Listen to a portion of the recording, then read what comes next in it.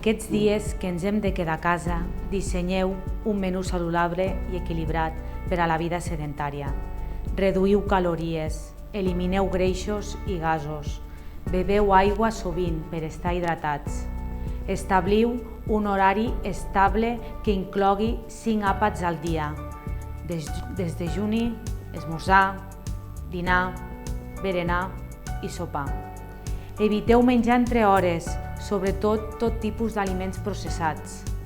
Si conviviu amb persones especialment vulnerables al contagi, assigneu-los-hi una vaixella pròpia, extremeu la higiene i no compartiu ni estris ni menjar. Si ens vols ajudar a vèncer el Covid-19, queda't a casa i menja bé.